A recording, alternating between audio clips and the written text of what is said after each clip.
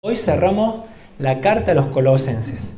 Y antes de meternos de lleno a ver estos últimos versículos de la carta a los Colosenses, me gustaría dar un poquito una perspectiva un poco global de lo que hemos visto en esta carta. Es una carta que la podemos dividir en dos bloques, en dos segmentos. Un primer bloque tiene un bloque muy doctrinal. Es donde Pablo empieza a fijar muchas de las bases donde construimos nuestra vida cristiana. Y la base que fija Pablo es que Cristo tiene que estar en el centro de la vida cristiana, en el centro de la iglesia. Y habla de la suficiencia de Cristo, habla de que Cristo es suficiente para que vos puedas llevar una vida plena y completa. Y no solamente que Cristo es suficiente para que puedas llevar una vida plena y completa, sino que Cristo es suficiente para la salvación.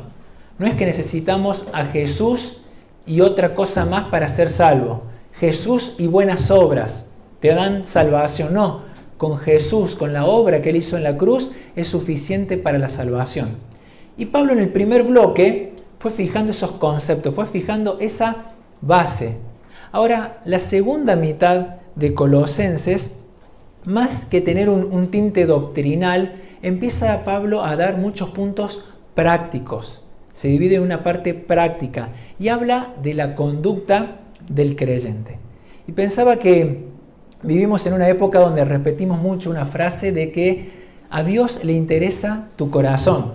A Dios no le interesan mucho las cosas de afuera, a Dios le interesa tu corazón, la parte interna. Y sin lugar a dudas a Dios le interesa tu corazón, pero también a Dios le interesa tu conducta. Es por eso Dios dejó muchas páginas escritas en la Biblia para hablar de tu conducta, porque a Dios le interesa tu conducta. Y pensaba un poco en una palabra muy común en la sociedad que es el uniforme. ¿Qué es un uniforme? A ver, que alguien me pueda decir. ¿Qué se le viene a la mente cuando yo digo la palabra uniforme? Algo que te identifica. Y lo podemos visualizar claramente con una vestimenta, ¿sí? Una vestimenta que identifica a una persona, una vestimenta que identifica a un grupo de personas. Eso es un uniforme. La palabra uniforme es una, forma, una forma. O sea, es muy transparente la palabra, te indica claramente lo que significa. Y sin lugar a dudas hay muchos uniformes que vemos en la sociedad. Tienen mucha función el uniforme y una función principal quizás es la identificación, como decía Eri. Ahora, nosotros identificamos claramente la vocación de la persona según el uniforme que vista. Si nosotros vemos el uniforme de una maestra de grado, nosotros sabemos muy bien a qué se dedica esa persona. No se dedica esa persona a entrar en un edificio en llamas para rescatar a personas que están en peligro. Vos sabés que las personas que ingresan a un edificio en llamas tienen un uniforme característico que son los bomberos. Ahora, cuando vos te encontrás con una persona que tiene el uniforme de bombero, vos sabés que no se dedica a entrar a un quirófano para hacer una cirugía. Porque vos identificás que el bombero está para hacer otra cosa. Según el uniforme que tenga, nosotros podemos detectar la vocación, a qué se dedica esa persona. Mirá, la segunda mitad del libro de Colosenses, Pablo habla de el uniforme del cristiano. ¿Sabes cuál es el uniforme del cristiano? Por supuesto no es algo textil, no es la ropa, es la conducta. La conducta del creyente es el uniforme del creyente, es lo que identifica al creyente. Y no solamente lo identifica que es un hijo de Dios, que es alguien que forma parte del pueblo de Dios, como cantábamos esta mañana, sino que también identifica la vocación del creyente, a qué se dedica, cuáles son sus tareas. Y Pablo va cerrando la carta hablando del uniforme del creyente, hablando de la conducta del creyente. Y habla de aspectos muy generales ahí en capítulo 3. Mencionaba que el creyente se caracteriza porque su conducta es de alguien que pone su mirada en las cosas de arriba. Todas sus metas, sus proyectos están puestos en la eternidad. Sus ambiciones están puestas en la eternidad. A diferencia de un no creyente que tiene todas sus expectativas, sus proyectos, sus ambiciones acá en la tierra. Y así Pablo empieza a describir toda la conducta del creyente. Termina el capítulo 3 hablando de la conducta del creyente en el entorno familiar, en el núcleo familiar. ¿Cuál es la conducta de una esposa? ¿Cómo se caracteriza una esposa que es cristiana, que es hija de Dios? Bueno, porque se sujeta a su marido, dice Pablo. ¿Cuál es la conducta del marido cristiano? Bueno, que ama a su esposa con el amor que enseña la Biblia. ¿Cuál es la conducta de un hijo cristiano? El que obedece a sus padres, y la conducta de padres cristianos son aquellos que no provocan a ira a sus hijos. Ahora, terminamos la carta y pareciera que el Espíritu Santo se guarda quizás la prenda más visible del uniforme cristiano, la prenda más visible que va a identificar a un cristiano, la conducta del cristiano. ¿Y sabes cuál es? La lengua. Es como que el Espíritu Santo dejó la parte más importante, si se quiere, del uniforme, la parte que nos identifica más en la sociedad como hijos de Dios, para el último. Y habla de las conversaciones, habla de las palabras, de la lengua. Qué interesante la lengua. ¿Sabías que la lengua es un órgano? Ese órgano ahí que tenés dentro de la boca está formado por 17 músculos voluntarios. ¿Y sabe una característica principal que tiene la lengua? Algo muy interesante, un dato muy interesante, es que es el único grupo muscular voluntario del cuerpo que nunca se fatiga. Vos tenés muchos músculos en tu cuerpo, que los movés voluntariamente. A lo mejor llega un feriado y querés caminar en un cerro y caminás como nunca antes has caminado. Llega la noche y te despertás a medianoche por un calambre en las piernas. ¿Por qué? Y porque fatigaste los músculos de la pierna. No estás acostumbrado a usar esos músculos de esa forma. Y más de uno seguramente acá se ha despertado con un calambre a medianoche porque se fatigó los músculos de las piernas. Ahora yo te puedo asegurar que ninguno de los que están acá se despertó a medianoche porque tuvo un calambre en la lengua. Porque habló mucho. Y vos pudiste hablar mucho todo ese día o toda esa semana y no lo sentís. Porque una característica principal de la lengua es que no se fatiga. Ahora, podemos decir eso es bueno o eso es malo, dependiendo de qué lengua estamos pensando. A mí me gustaría que en esta mañana puedas pensar un poquito en tu lengua, en tus conversaciones, en tus palabras, porque es lo más visible que tenés. Y si sos cristiano y te considerás una persona cristiana, un hijo de Dios, vos calzás un uniforme. Y la prenda más visible de tu uniforme es tu lengua.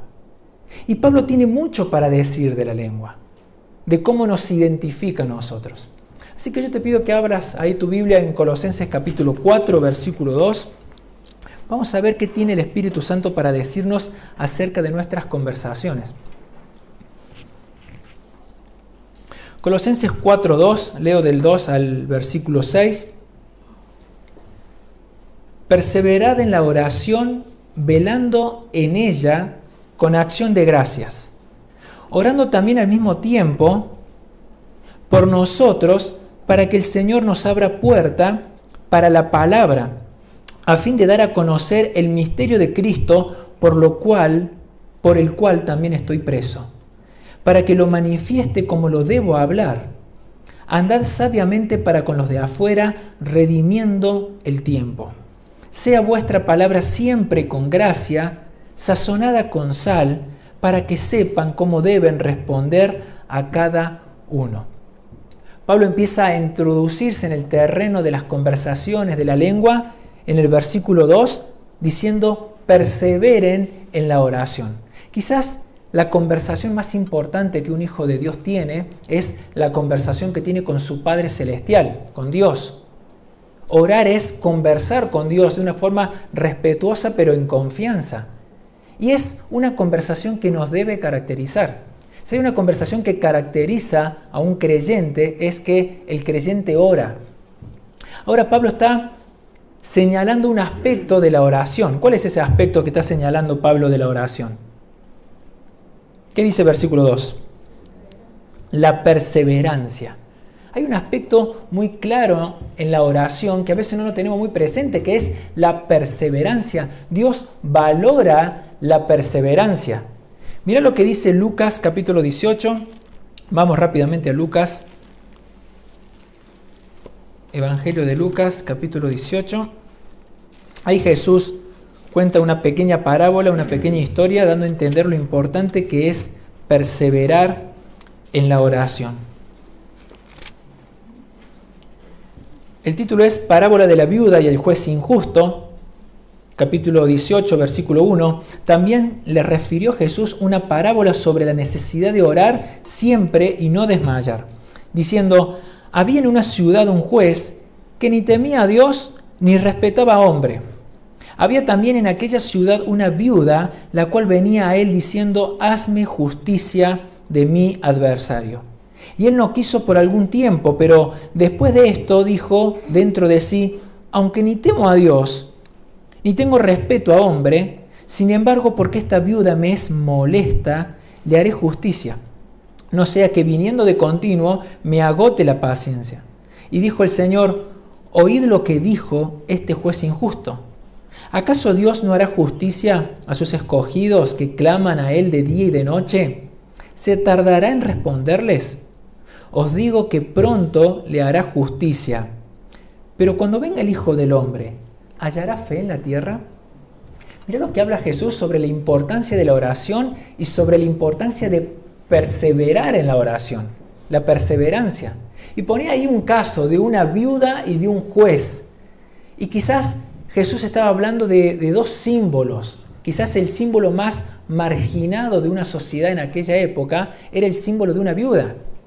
Una viuda en Palestina hace 2000 años era una persona que simbolizaba quizás la persona más marginada de la sociedad. No dependía de los padres para su sustento económico, no dependía de los hijos, porque muy probablemente eran pequeños, y su esposo, que le daba el sustento económico, había muerto. Era una persona muy vulnerable. Si había alguien que las personas tenían que ser movidos a misericordia para ayudar en aquella época, era una viuda. Ahora, ella, en vez de ser ayudada, hubo alguien que se aprovechó de la situación de la viuda. Un adversario, dice Jesús. No sabemos qué le hizo ese adversario, pero sabemos que le hizo un mal. Y esta viuda desesperada va a un juez, quizás el símbolo más poderoso de una sociedad, un juez. Y Jesús dice que este juez no temía a Dios y no respetaba a hombres. Mirá qué combo, ¿no? En la sociedad vemos muchas personas que no temen a Dios y no respetan a hombres. Pero a un ciudadano común y corriente como vos no le da mucha importancia. Ahora, cuando esa persona tiene un poder, ahí la cosa se complica. Y esta viuda desesperada va a este juez que no temía a Dios, que no respetaba a hombres. Y el juez, por supuesto, que no quiso hacerle justicia. Hoy se habla mucho de, por lo menos, hacerlo por vocación, hacerlo por amor a tu tarea, a tu trabajo, de oficio, hacerlo. El juez, por supuesto, no iba a actuar de oficio porque no temía a Dios y no le interesaba a las personas. Ahora, ¿cuál era la clave de la viuda? La insistencia. Insistió y el juez dijo: bueno, no voy a obtener nada de esta mujer, ni una coima, nada, pero le voy a hacer justicia porque ya veo que me va a agotar la paciencia. Ahora, ¿cuál es la enseñanza de Jesús? La enseñanza básicamente podríamos decir que si los hombres honramos la perseverancia, por más que seamos hombres pecadores, injustos, ¿cuánto más Dios, que es bueno, que es santo, no va a honrar la perseverancia? Es importante perseverar en la oración. Ahora, tenemos que entender que la perseverancia no es una llave mágica que vamos a obtener el sí de Dios siempre en las oraciones porque perseveramos. No es la kriptonita de Dios la perseverancia. ¿Vieron Superman? Alguien muy poderoso que podía con todos. Bueno, tenía una kriptonita que era una piedra que lo debilitaba. Bueno, la perseverancia en la oración no es la kriptonita de Dios. No es que con la perseverancia yo voy a obtener el sí de Dios. Pero ocurre algo misterioso, sin lugar a duda, en la oración, que Dios valora la perseverancia. Dios quiere que perseveres en la oración hasta escuchar una respuesta de Dios.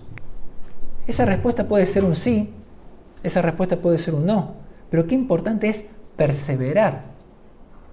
Y Jesús termina cerrando esa parábola diciendo, pero cuando el Hijo del Hombre regrese, o sea, Él, en su segunda venida, ¿hallará fe en la tierra? Y uno se puede preguntar, Jesús, ¿qué tiene que ver la fe con la oración y la perseverancia? Es como que Jesús cierra diciendo, muchachos, ¿voy a encontrar fe cuando regrese en la tierra? Mira, a lo mejor uno puede decir que tiene fe en Dios. ¿Y cómo evalúas la fe? ¿Cómo evalúas cuánta fe tenés? Mira, acá Dios te deja un claro indicador. La persona que tiene fe ora. La persona que verdaderamente manifiesta fe en Dios ora. Y no solamente ora, sino que persevera en la oración. La persona que no persevera en la oración porque dice, Dios no me va a responder, esa persona realmente no está teniendo fe. Es por eso que Jesús se pregunta, ¿hallaré fe cuando vuelva? Si Jesús volviera hoy y se encuentra con vos cara a cara, ¿te va a encontrar perseverando en la oración? ¿Te va a encontrar orando, manteniendo un hábito de oración en tu vida? ¿Hallará fe? Para Dios es importante la perseverancia. Con acciones de gracia, dice Pablo, y volvemos a Colosenses capítulo 4, versículo 2, tenemos que perseverar en la oración con acción de gracia. Eso caracteriza a un creyente. La conducta de un creyente tiene que ser un creyente que ora, que persevera con acciones de gracia. Ahora fíjate las peticiones que dice Pablo. Pablo identifica claramente las peticiones. Versículo 3.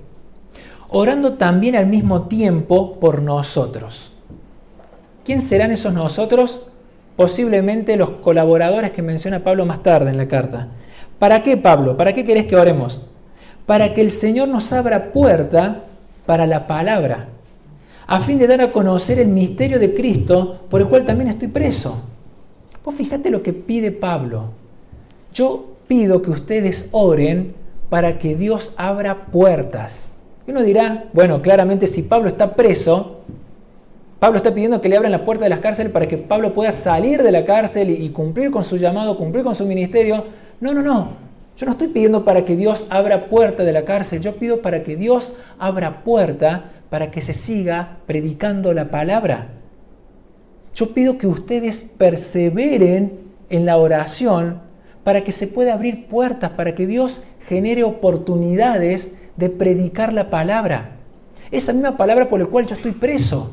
Yo quiero que se siga predicando. Yo quiero que Dios me siga dando oportunidad para predicar el Evangelio.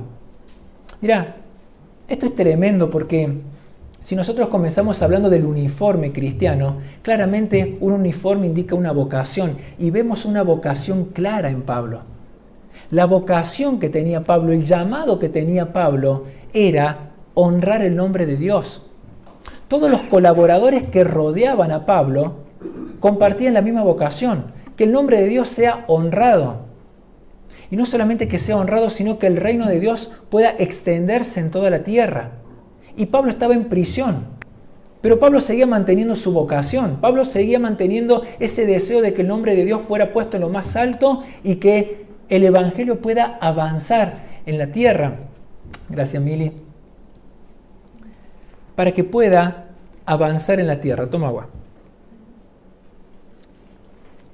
Ahora, ¿esa es tu vocación en la vida?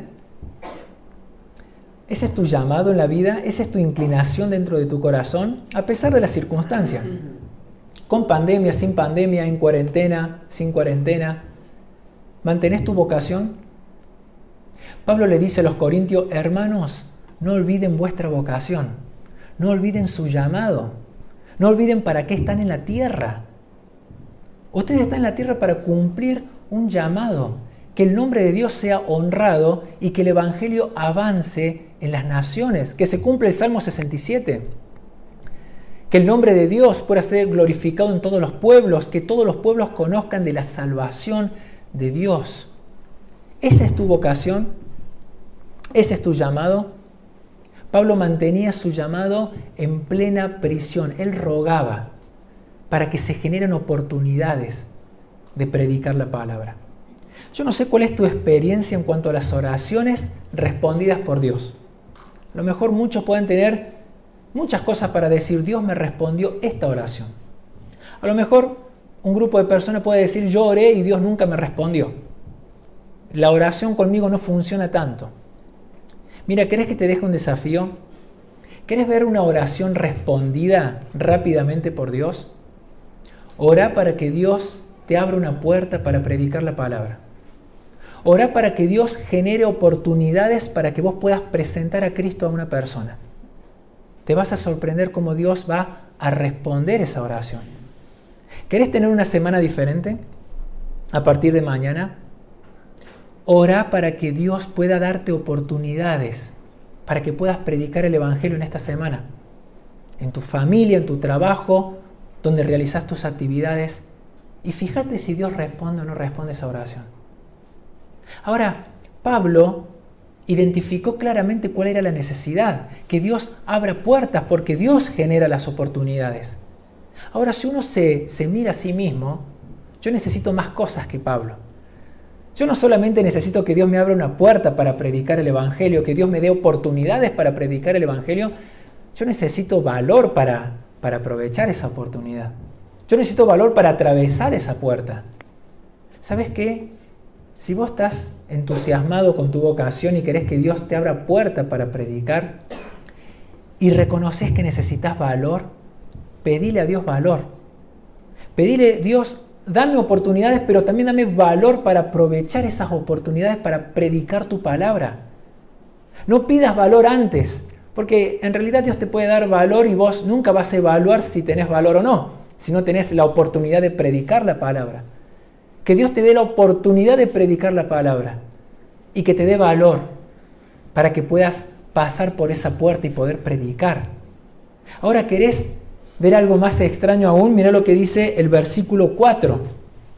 Yo quiero que perseveren en la oración para que lo manifieste como lo debo hablar. ¿A quién? A Cristo. El gran apóstol Pablo, una persona que tenía un conocimiento colosal de las Escrituras, del Evangelio. ¿Sabe lo que está pidiendo? Dice, por favor, yo quiero que perseveren en la oración para que cuando se me manifieste la oportunidad de predicar a Cristo, yo lo pueda manifestar como lo debo predicar. Y vos decís, Pablo, pero vos ya tenés todo el conocimiento. Vos ya tenés 3 viajes misioneros. Fundaste un montón de iglesia. ¿Acaso estás pidiendo que Dios te ayude para presentar a Cristo? Sí, está diciendo Pablo. Y no tiene una falsa humildad. Pablo reconocía que necesitaba de toda la ayuda del Espíritu Santo para presentar el Evangelio. Pablo sabía que no es aprenderse un discurso, una serie de pasos, y ya con eso estoy capacitado para predicarle a todo el mundo. Pablo reconocía la dependencia del Espíritu Santo. ¿Cuánto más nosotros? Si Pablo pedía ayuda para presentar a Cristo, ¿cuánto más nosotros? Recordaba un pastor estadounidense, Martyn Lloyd-Jones, algunos lo reconocen. Este hombre dejó su profesión para dedicarse a pastorear una iglesia y fue un hombre muy reconocido en la predicación expositiva de la palabra. Predicó durante muchas décadas. Y él decía que cada vez que pasaba de la primera fila a subirse al púlpito para predicar la palabra, él decía que siempre repetía la frase, yo creo en el Espíritu Santo, yo creo en el Espíritu Santo. Y lo repetía como una oración, porque él sabía que no importa cuántas veces ha predicado o la forma que tenía de predicar, él sabía que necesitaba depender del Espíritu Santo para predicar. Y a lo mejor vos tenés en mente a un familiar, a tu papá, a tu mamá, a tu hermano, a tu hermana, a un hijo, una hija. Y a lo mejor vos decís, yo conozco a esta persona, yo sé cómo predicarle. Mira, déjame decirte que vos necesitas orar para que Dios te dé oportunidad para presentar el Evangelio, para que Dios te dé el valor de predicarle y para que Dios te ayude a saber cómo debes presentarle a Cristo. No es una tarea automática. Es una tarea que se realiza en dependencia del Espíritu Santo. ¿Estás dependiendo del Espíritu Santo? ¿Estás dependiendo del Espíritu Santo para realizar tu labor, tu llamado, tu vocación? Porque Pablo sabía que dependía eternamente, mejor dicho, enteramente del Espíritu Santo para realizar esa tarea. Ahora fíjate cómo Pablo viene uniendo todo lo que está diciendo en el versículo 5. Anden sabiamente para con los de afuera, redimiendo el tiempo. Y no es que Pablo se desconecta de todo lo que está diciendo, porque Pablo sabe que hay algo que se llama credibilidad. Tu conducta te da credibilidad a la hora de presentar la palabra, de presentar el Evangelio.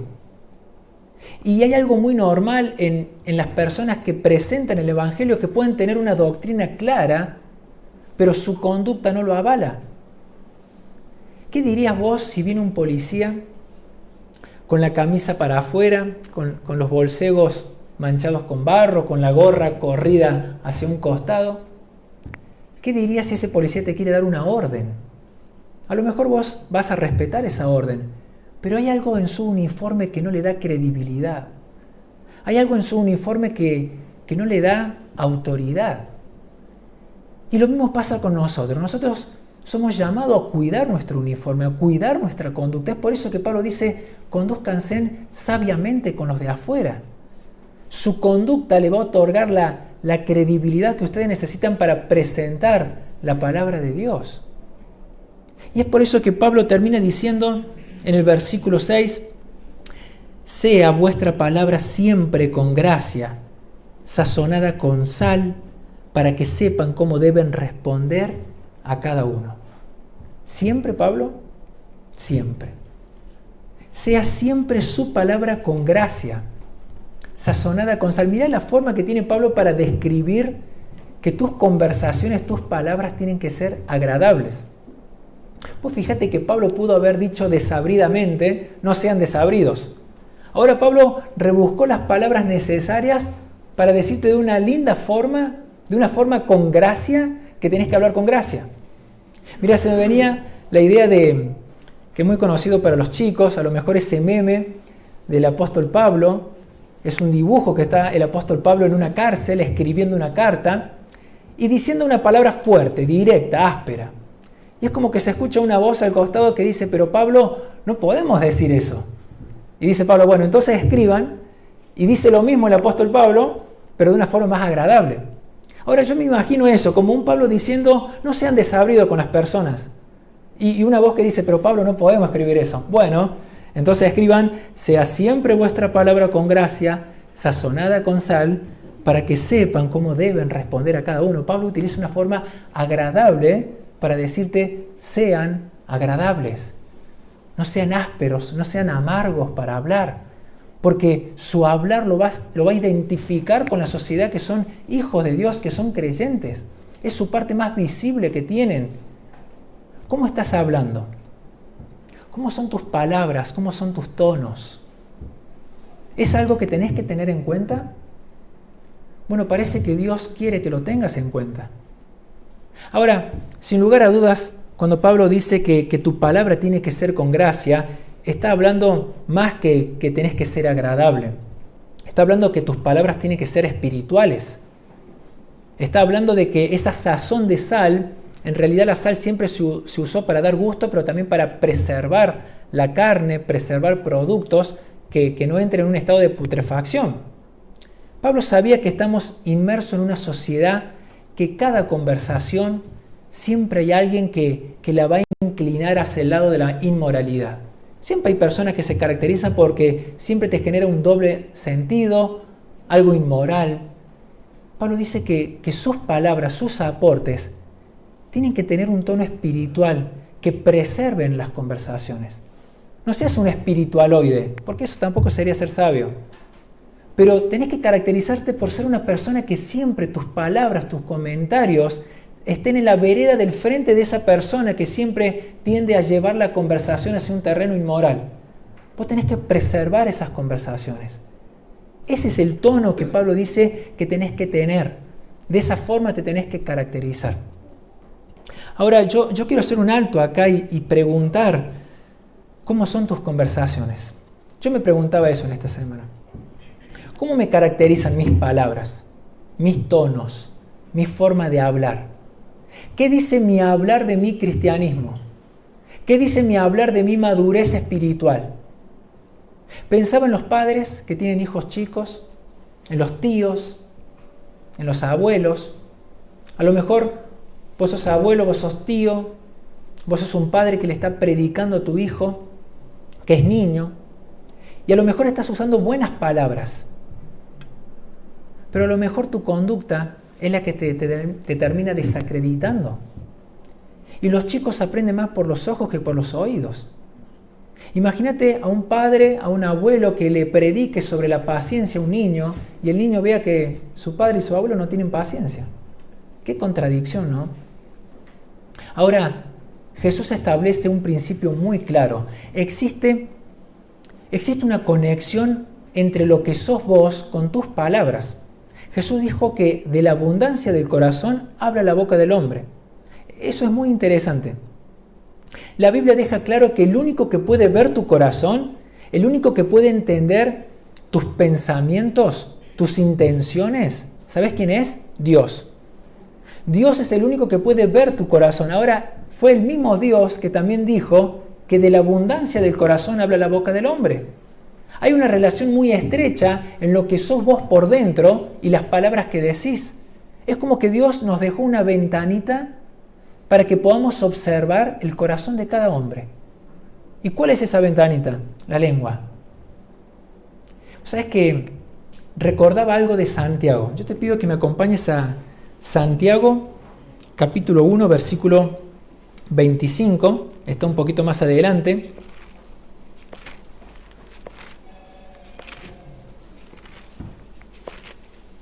Mira lo que dice Santiago 1:25. Mas el que mira atentamente en la perfecta ley, la ley de la libertad, y persevera en ella, no siendo oidor olvidadizo, sino hacedor de la obra, éste será bienaventurado en lo que hace.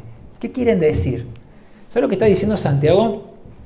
Santiago deja muy en claro en su carta que la salvación no es por obras, la salvación es por gracia. La salvación es algo que se obtiene portándose bien. La salvación la obtenemos por medio de la obra de Jesucristo en la cruz. Ahora bien, Santiago dice que nosotros vamos a manifestar esa salvación con las obras. Las obras demuestran si soy o no soy salvo. Eso es lo que dice Santiago. Las obras no te salvan, las obras no pueden salvar a nadie. Jesucristo, por su obra, es la puerta que abre para la salvación. Ahora, nuestras obras van a evidenciar si realmente somos salvos o no. Nuestras obras van a evidenciar si hay madurez o no espiritualmente hablando. Mira lo que dice Santiago en el versículo 25. No siendo oidor olvidadizo, sino hacedor de la obra de Dios. Acá tenés dos puntos. Una persona que escucha la palabra de Dios, escucha lo que tiene que hacer y una vez que escuchó, olvidó. Y no es un hacedor, no pone en práctica lo que aprendió. Y por el otro lado tenés una persona que escuchó la palabra de Dios, escuchó lo que Dios quiere para su vida y va y lo hace. Eso no significa una vida perfecta, pero significa que no es tolerante con el pecado. Ahora, Santiago está diciendo, ¿vos querés saber realmente si sos un oidor olvidadizo? ¿O si sos un hacedor de la obra de Dios? Porque a lo mejor podemos tener una idea equivocada.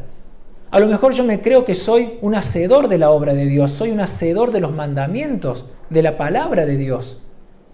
¿Sabes lo que dice Santiago? Voy a poner un ejemplo bien práctico para que vos te evalúes. A ver si sos un hacedor de los mandamientos de Dios o si sos un oidor olvidadizo. Versículo 26. Si alguno se cree religioso, eso quiere decir si alguno se cree que tiene una comunión con Dios entre ustedes, y acá viene el ejemplo práctico, y no refrena su lengua, se engaña a sí mismo, y la religión del tal es vana. Mira el ejemplo bien práctico que pone Santiago. Santiago nos está diciendo, si alguno se cree religioso, si alguno se cree que tiene una verdadera comunión fluida con Dios, no roba. o no adultera. No dice eso Santiago. ¿Sabe el ejemplo bien práctico que dice Santiago? Si vos crees que tenés una comunión fluida con Dios, yo te pongo una prueba, dice Santiago. ¿Qué tanto podés refrenar tu lengua? Una prueba bien práctica. Porque si vos crees que sos un hacedor de la palabra de Dios y no podés refrenar tu lengua, te estás engañando. Tu comunión con Dios que decís tener en realidad es hueca. Estás engañando tu corazón. Es por eso que la lengua es algo tan evidente en nuestra vida. Nos delata y nos sirve para saber dónde estamos parados. Tu lengua, tus conversaciones. Mira, yo me preguntaba por qué Santiago pone el ejemplo de la lengua. Y yo creo que Santiago pone el ejemplo de la lengua porque pecamos más con la lengua, con más facilidad de lo que podemos pecar con cualquier otro pecado. Yo estoy seguro que ninguno de los que está acá, o la mayoría de los que están acá reunidos, sentados, ninguno, o la mayoría, se metió de noche a la casa del vecino y le robó un televisor. Yo estoy seguro que la mayoría no hizo eso. O que la mayoría no mató a nadie. Ahora, no podría estar seguro en decir que ninguno nunca dijo un chisme. O nunca pecó con su lengua diciendo algo que no debería haber dicho. O en un tono que no debería haber dicho. O a la persona incorrecta. Y si ustedes estuvieran parados acá, tampoco dirían lo mismo. Porque pecamos más con la lengua que lo que podemos pecar con cualquier otro pecado. Es por eso que Santiago va al terreno bien práctico. Vos querés evaluar si tenés una comunión fluida con Dios, si sos maduro espiritual. ¿Qué tanto podés refrenar tu lengua? ¿Sabes lo que dice el salmista David? El Salmo 39 dice: atenderé mis caminos para no pecar con mi lengua, guardaré mi boca con freno. Salmo 141 le dice David a Dios: pon guarda en mi boca, oh Jehová, guarda la puerta de mis labios. Una persona que era rey, que sabía la función que tenían los guardias para llegar a las habitaciones de David. Había guardias. Y David le dice: Dios, poné guardias en mis labios para no pecar con mi lengua. Yo sé que necesito de tu ayuda para meterle un filtro a mi lengua. Acá tenemos una persona consciente de lo peligroso que puede ser la lengua, pero también entendemos nosotros que la lengua puede ser usada para bendecir, para predicar la palabra, para orar, para perseverar en la oración. Y yo quiero que salgas esta mañana con una conciencia y que te evalúes si realmente estás usando la lengua para bien o para mal. Para bien o para mal. Eso es lo último que el Espíritu Santo tiene para decirnos en la carta a los Colosenses con respecto a la conducta, con respecto a tu uniforme. Yo no quiero terminar esta carta sin leer la salutación final. Ahí en versículo 7,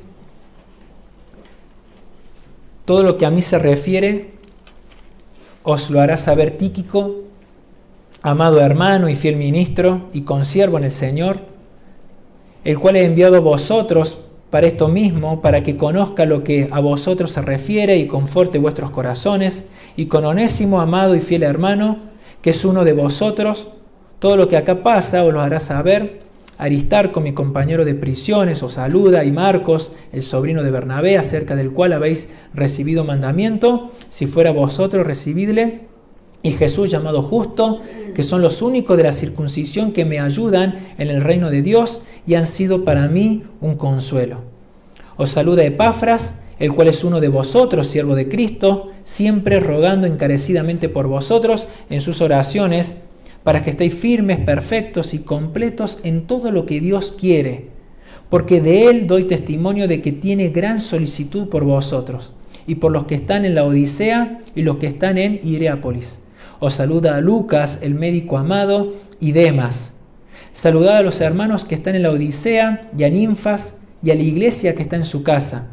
Cuando esta carta haya sido leída entre vosotros, haced también que se lea en las iglesias de los de Laodicenses, y que la de la Odisea la lean también a vosotros. Decid a Arquipo, mira que cumplas el ministerio que recibiste en el Señor. La salutación de mi propia mano, de Pablo, acordaos de mis prisiones, la gracia sea con vosotros. Amén. Ahí Pablo cierra la carta con un montón de personas que tenían la misma vocación que Pablo, que vestían el mismo uniforme que el apóstol Pablo y que no son personas tan conocidas como Pedro, Santiago, Pablo. Y cierra Pablo diciendo una última parte acerca de su vida personal. Simplemente recuerden que estoy preso. Es lo único que tenía Pablo para decir acerca de su vida. Recuerden que sigo preso. Y me encanta este tono personal y cálido que Pablo cierra esta carta, mencionando a estas personas. La verdad que da para hablar mucho de cada una de estas personas. La semana que viene vamos a hablar de Onésimo, pero simplemente quería quedarme con una persona de que menciona Pablo en el versículo 7, un tal Tíquico, que ya escuchamos hablar de él. Y quería mencionar a Tíquico porque era alguien también que se caracterizaba por tener esa misma vocación que tenía Pablo, de querer que el evangelio avance. Y también tenía el uniforme que tenía Pablo, la conducta que tenía Pablo. Y nosotros leemos tan rápidamente, todo lo que a mí se refiere se lo hará saber Tíquico, a quien yo he enviado. Ya está. ¿Sabes lo que significa eso? Eso significaba para Tíquico que él tenía que caminar la mayor parte del terreno de Italia a pie, embarcarse en el mar Adriático, cruzar todo el mar Adriático, llegar a Grecia, cruzar toda Grecia a pie, embarcarse nuevamente en el mar Egeo, cruzar todo el mar Egeo, llegar a la costa de Asia y caminar 160 kilómetros por el valle del Lico hasta llegar a Colosas. Eso que nosotros leemos tan rápidamente, yo le envío a Tíquico. Para Tíquico significaba todo ese viaje, con el peligro que significaba viajar en esa época. Pablito leía esta mañana en las alabanzas capítulo 2 de Efesios. Qué linda carta, una carta muy rica. Cuando vos lees Efesios capítulo 6 versículo 21, dice Pablo en su salutación, para que también vosotros sepan mis asuntos, yo se lo hago saber por medio de Tíquico, hermano amado y fiel ministro. Fíjate la función de este corazón de siervo que era Tíquico, que llevó una carta. Ahora Tíquico no era una persona que recién iniciaba su actividad, su servicio a Dios. Tíquico comenzó con Pablo desde Hechos capítulo 20. Estuvo más de 2 años con Pablo. Tíquico tragó agua con Pablo cuando el barco se hundió cuando iba a Roma. Tíquico siempre había demostrado su fidelidad. Y ahora Pablo le encarga una última tarea a Tíquico. Tíquico, ¿sabes lo que tenés que hacer? Tenés que llevar una carta. Y yo digo, ¿acaso Tíquico no habrá dicho, pero Pablo, yo con vos ya estuve más de 2 años? Yo ya sé mucho de la palabra de Dios. Pablo, yo estoy para otra cosa. Yo estoy para ser pastor de la iglesia de Jerusalén, de Tesalónica. ¿Cómo llevar una carta, cartero? ¿Qué habrá dicho Tíquico? ¿Habrá dicho eso? Yo tengo una pregunta. Hablamos mucho sobre que Dios tiene un propósito para tu vida. Y es real. Ahora, si el propósito de Dios para tu vida fuera llevar una carta, ¿lo harías con gusto? ¿Sabes qué? Tíquico lo hizo con gusto. Y hoy, 2000 años después, estamos disfrutando de la carta a los Colosenses, de la carta de Efesios, porque hubo una persona que estuvo dispuesto a responder el llamado de Dios, que a él no le interesó si no era una actividad tan honrosa, tan visible como llevar una carta. Tíquico tenía un corazón de siervo, que él dijo, esto es para Dios y lo voy a hacer con gusto. Si hay un ministerio muy grande en el Antiguo Testamento, ¿sabe de quién es? De Moisés. Y con esto quiero cerrar. Moisés fue una persona que hablaba cara a cara con Dios, que dirigió un pueblo de más de 2 millones de hebreos. Probablemente era el ministerio más grande que hubo en el Antiguo Testamento, lo tenía Moisés. Y muchas personas que rodeaban a Moisés no cuidaron su corazón y empezaron a tener celos. Le dieron lugar al diablo. Hubo una persona en número 19 llamado Coré, que Coré se rebela contra Moisés, diciendo: ¿acaso Dios solamente está con vos y no con nosotros? ¿Sabes lo que hace Moisés cuando escucha la rebelión de Coré? Se arrodilla en temor a Dios y le dice unas palabras que quedaron inmortalizadas en la Biblia. Y le dice: Coré, ¿acaso te es poca cosa ministrar en el tabernáculo del Señor que pedís sacerdocio? Coré, ¿te es poca cosa estar dentro del tabernáculo, un ministerio sumamente privilegiado, ministrando las oraciones, las ofrendas en el tabernáculo que estás anhelando sacerdocio? ¿Te es poca cosa? Yo me lo imaginaba a Dios, a lo mejor mirando nuestros corazones, los corazones de todos los siervos que Dios tiene acá. Y a lo mejor que podemos estar desanimados por la pandemia, por la cuarentena, estamos cansados a lo mejor de hacer lo mismo. Y yo me imagino a un Dios preguntándote: ¿acaso te es poca cosa servir en el CBN? ¿Te es poca cosa servir en los pre? ¿Acaso te es poca cosa abrir la puerta de tu casa para una célula, para predicar la palabra de Dios a personas que no conocen de Dios? Mira, Tíquico dijo: sí, voy a llevar esta carta, y lo dijo con gusto, porque sabía que valía la pena. Y yo quiero animarte en esta hora. Si a lo mejor estás con un corazón desanimado en el servicio de Dios, si a lo mejor estás con un corazón que está desanimado en tu vocación, mira, Dios te dice: no es poca cosa, porque lo que estás haciendo lo estás haciendo para mí, y vos no tenés idea de la repercusión que puede tener esa obra. Tíquico no tenía ni idea de la repercusión que iba a tener ese viaje. Vamos a orar. Yo te pido ahí que inclines tu cabeza. Estamos bien con el tiempo, vamos a tomar unos segunditos para orar.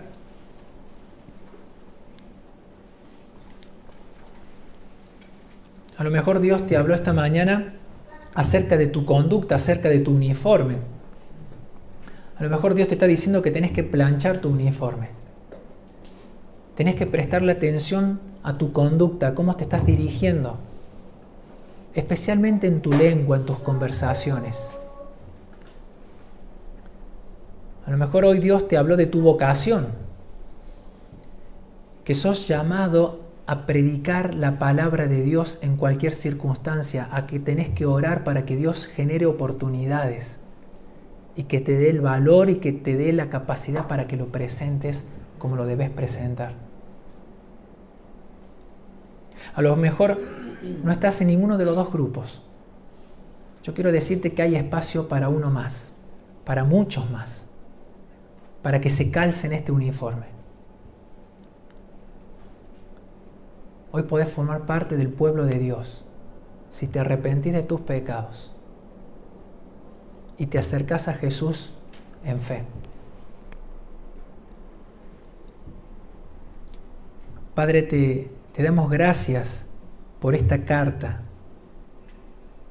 Nuestra mente es muy chiquita y no dimensionamos todo el trasfondo que tiene esta carta, que tiene el título de Colosenses. Hablamos de Pablo, pero el autor sos vos, los receptores somos nosotros. Te damos gracias porque nos ayudás a entender de qué se trata la vida cristiana, que tú no nos salvaste para dejarnos acá y caminar por la vida sin ningún tipo de vocación o propósito, que tenemos una tarea clara que cumplir, que esa tarea no la tenemos que cumplir como a nosotros se nos da la gana, que tenemos un uniforme que respetar, un uniforme que vestir, una conducta que cuidar. Padre, cuida nuestras palabras, que podamos decir como el salmista, que nos ayudes a refrenar nuestra lengua si estamos hablando mal o en un tono inapropiado, que podamos usar esa lengua para hacer el bien, para predicar tu palabra, para orientar las conversaciones hacia un lado espiritual, edificante. Que nos caractericemos por ser personas prudentes al hablar. Te pedimos por nuestra vocación, que a lo mejor estuvimos pendientes en el uniforme, pendientes en la conducta, pero nos olvidamos que esa conducta está para que podamos predicar la palabra. Ayúdanos a seguir manteniendo la vocación para ser personas que reciben tu llamado con gusto y cumplen la tarea con excelencia cada día. Oro por esta iglesia. Ayúdanos, Señor, a que podamos seguir centrados en la persona de Jesucristo. Que Jesucristo también pueda ser honrado primeramente en nuestros corazones y después con nuestras palabras. En su nombre oramos. Amén.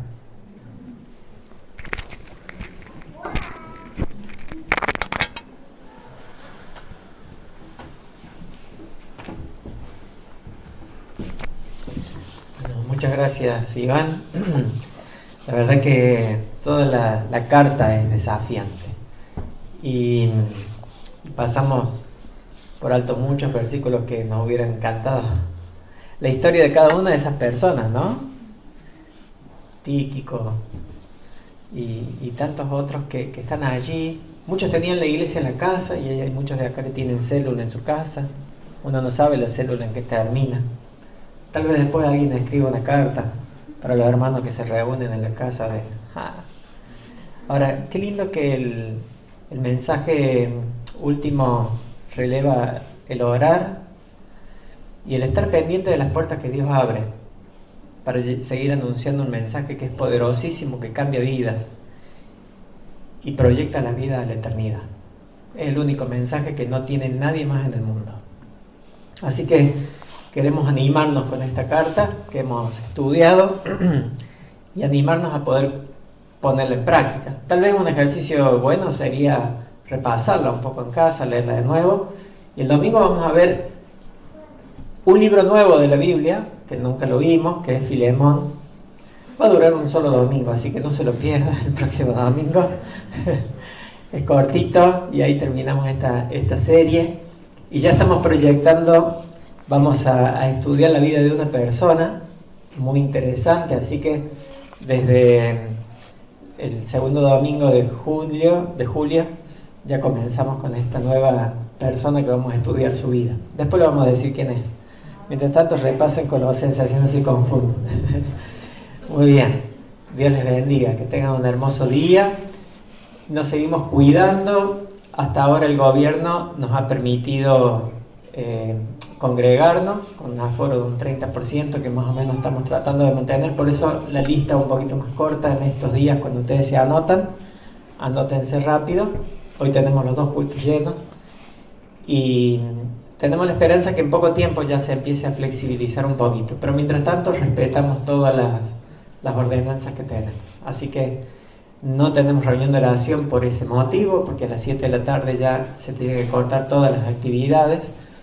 Pero sí se puede aprovechar este lugar durante todo el día para discipulados y actividades menores también. Así que bueno, es una bendición eso que tenemos también de poder tener este lugar abierto. Dios les bendiga y que tengan una hermosa semana.